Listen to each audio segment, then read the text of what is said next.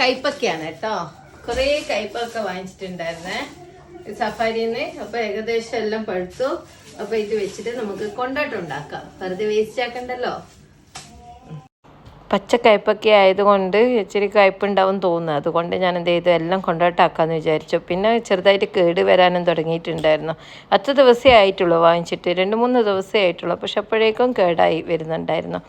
അങ്ങനെ എല്ലാം മുറിച്ചിടുകയാണ് കേട്ടോ. എൻ്റെ പിന്നെ കുരുവൊന്നും കളഞ്ഞില്ല, ഒട്ടാകെ അങ്ങ് വേഗം മുറിച്ചിട്ടു. പിന്നെ ലാസ്റ്റോട്ടായി കഴിഞ്ഞാൽ ഇരുന്നിട്ടും കിടന്നിട്ടും എല്ലാം മുറിച്ചിടലായി മാറി കേട്ടോ. അങ്ങനെ ഇത്ര ഉണ്ടായിരുന്നു കേട്ടോ കയ്പൊക്കെ ഒട്ടാകെ. അങ്ങനെ അത് 2 പാത്രത്തിലാക്കി മാറ്റി വെച്ചു. അങ്ങനെയാണെങ്കിൽ ഇളക്കാനും എല്ലാം എളുപ്പമാണല്ലോ, അതുകൊണ്ടാണ്. ഞാനിതിലാകെ ഇട്ടിരിക്കുന്നത് ഉപ്പും മഞ്ഞൾപ്പൊടിയും മാത്രമാണ് കേട്ടോ. എന്നിട്ട് നന്നായിട്ട് കുലുക്കിയെടുത്തു. കൈ കൊണ്ടൊന്നും ഇളക്കിയെടുത്തില്ല കേട്ടോ, അതിന് പകരം കുലുക്കിയെടുക്കുകയാണ് കേട്ടോ ചെയ്തത്.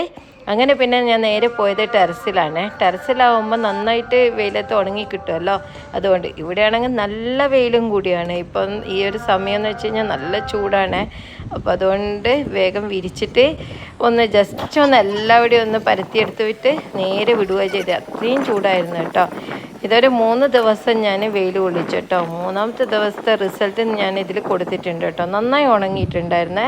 ഇനിയിപ്പോൾ ഇതിനെ ഒരു ദിവസം ഉണ്ടാക്കിയിട്ട് ഞാൻ വീഡിയോ ഇടാം കേട്ടോ. ഇതിൻ്റെ അവസ്ഥ എങ്ങനെയുണ്ടെന്ന് ഞാൻ